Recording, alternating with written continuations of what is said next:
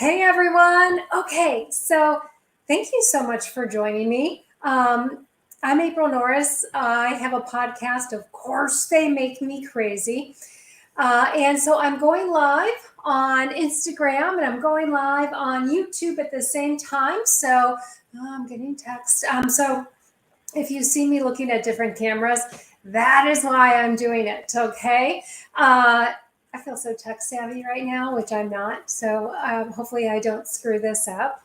But so thanks so much for hanging out with me. Okay, so I'm going to get to what we're going to talk about in just a few minutes. But many of you who've been listening to the podcast have heard me say that I've joined some bipolar support groups, and they're doing the same thing that this podcast does. Okay, they're supporting those of us who love or live someone with a mental illness. And people can go on and they can pose their problems or their scenarios, and then other people that have been living and dealing with the same thing come in and they give them advice. So I was like, let me join these things and hear what some people have to say. And it is very eye-opening to read what others are going through. And it's also very overwhelming to hear what some people are going through. Man, there's a lot of people living in chaos. So anywho, I'm solo today. For those of you that are listening later on the podcast, no guest today, it's just me. But I felt compelled to come on live because I want to start getting more comfortable with that. And I felt compelled to talk about dating or living with a spouse who's been diagnosed with bipolar, because this comes up a lot in these groups. And, I'm not talking about, your girlfriend or your boyfriend who's got, mood swings. Okay. We all have those days, right? I am talking about those that are professionally diagnosed. Okay. By the way, and here's a question for you. You might not know it, but think about this. Would you date someone if they told you they were bipolar right away? Would you continue to date them? Let's say that you're out on a date and you get the wine and they're cute. She's really cute, and you guys start telling each other about yourselves, and they say that. Would that totally throw you off, or would that make you lean in a little bit more and hear more about them? Put it in the comments below, and keep it friendly. This is a safe space. I don't need any ugliness. Would just love to hear that. So anywho, and also I want to add that I understand there are many people out there living with BP that live healthy lives. Okay, I understand that. That is not who I'm talking to. Okay, but would love for you to join the conversation too if you have anything positive to add to it. So I'm talking about this today specifically because there was a girl that posted in one of these groups about feeling upset and unsupported. And she said, so I'm going to be reading kind of off of a page just so you see me looking down. That's what I'm doing. She said that when someone posts about hard times they're having with a boyfriend or girlfriend, everyone suggests just to run, hightail it out of there while you can. And then she went on to say, that she loves her boyfriend and who's got bipolar disorder. She loves him very much, and that she wants to make it work. And she's looking for advice on how to cope during his bad days. She's not looking for someone to tell her to run. And my heart went out to her because I thought about it and I was like, gosh, what if my stepdad just, ran from my mom when she was having one of her depressive narcotic episodes, and, how different would our life be? So, if you've been listening to this podcast, already know that I grew up with a mom who was bipolar and addicted to pills. And some of you listening are like, damn, April, you say that every time. I know, but, for first timers, they don't know. They're like, why is this girl up here talking about this, right? So I thought about that because, he met her before the bipolar kicked in, okay? So it was a little bit different. They were young. They were both like hot. They're, hotties. And she came with two little rugrats, me and my little brother. So I think I was 7 and he was probably about 6. And then she started to get sick maybe about 7 years, after that. I can't really recall. But if he didn't stay, I can't imagine, what our lives would be like today. I don't want to think about that because it'd probably be a hot mess. So there's something to be said for people like my pops, that come at this topic or just this lifestyle with empathy and compassion. And he saw past her illness. He saw past it. She was still his wife that he loved, very, very much. And I hear people talking about that in their groups too, which I love to hear. It's like, I know he's in there somewhere. I know she's in there somewhere. And they come out every now and then. And my heart goes out because, they have bad days and my parents had bad days. They had good days. We saw it. They were married for, I think, 25 years. It was challenging for sure. They still held hands though. They talked, they ate dinner together. No matter how pissed he'd get, he'd still kiss her goodnight. And, no matter how annoyed she was or delusional she could be at sometimes, she knew that he loved her. So that was huge in her life that she needed. And he wouldn't have traded her for anyone. So when I go on and I read about what this girl's talking about, just kind of know that I'm coming at it from both angles, okay? So my mom passed away 5 years ago. We all miss her more than you can imagine. So, by the way, as I'm getting choked up, by the way, did you know that you probably don't? And if you do, tell me about it in the comments too. That there is a bipolar dating service out there.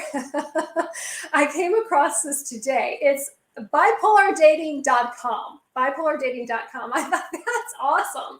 I can't imagine how it's going. As the website says, meet your bipolar soulmate. Having a mental illness does not mean you can't have love too. And I was like, oh, no shit, Sherlock. I just thought it was kind of interesting. Like out of all things, I come across this. And, I should email them and maybe have them come on the podcast. What do you think? That'd be a fun conversation, wouldn't it? Like, how did this get started? How are people? Do they come back with marriage stories and things of that sort? I'm sure they do, for God's sakes. But anyways, what do you think about that? I think that's kind of cool. So, all right, back to the bipolar support group. So many different comments started firing up after this girl posted that. She felt upset and, not supported, when she's really looking for help. So, many said that they were sorry. Many, chimed in and gave, more support. And truthfully, those support groups are pretty good in, some of their advice. But one lady spent some time on her response, and I wanted to share it with you. And it's a doozy, okay? So get my papers out here and start reading it to you. So she said, it is sad that everyone is telling you to run. She said, I think I know why. Every man in my family was manic bipolar. My grandpa, father, and brother. Since the day I was born, I learned how to deal with this manic behavior.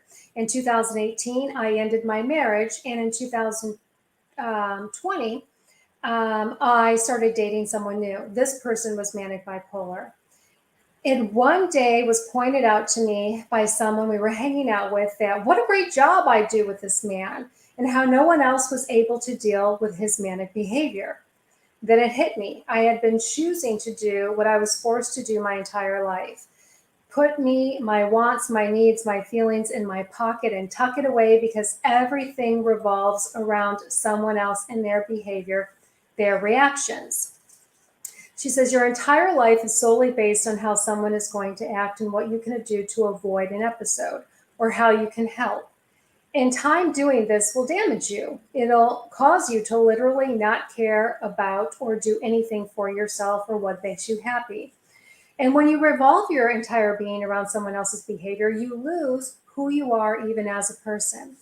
She goes on to say, I never knew this, as I did it my entire life. Now my grandpa and my dad have passed.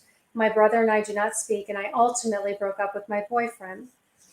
And I sit back and I realize so much on how damaging their behavior was in my life. Just because I know how to placate a situation and I know how to deal with out of control men doesn't mean that I should have to. Doesn't mean I should pick someone over me, and it doesn't mean that I should tuck my wants and needs away. You don't realize how damaging dealing with people like that are to you.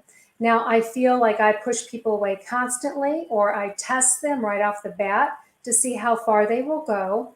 And it is not fair to people to do that. It is not fair to me that I do that. And I literally have to unlearn all the toxic behaviors and try to let my guard down that I put up.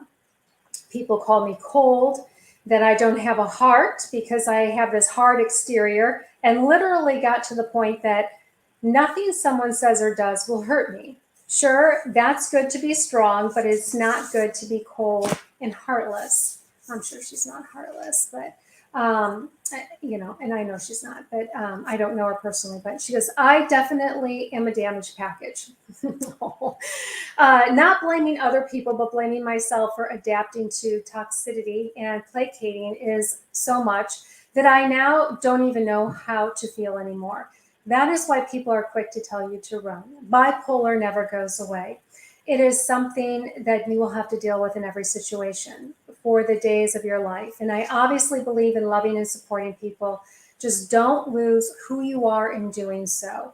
And I am so glad your boyfriend has found a medication that is helping him. She's talking to this other girl. And I wish you the best of luck. And just be sure to open your eyes and see what his behavior does to you before you just accept for what you have to deal with. It'll change you and you won't even realize it. I just think be careful and remember who you are. Don't do what I did and forget you're a person with legitimate wants and legitimate needs.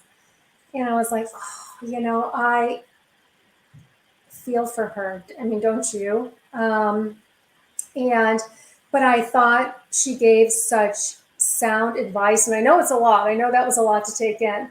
But it sounds like, she obviously was dealing with some pretty hardcore behavior, which isn't always the case for everyone. Every situation is different. But I wanted to read that because it's heart-wrenching, but it was real. And she gave, I think, good advice in my opinion. I think if it wasn't so gut-wrenching, some of you who need to hear something like that wouldn't hear it.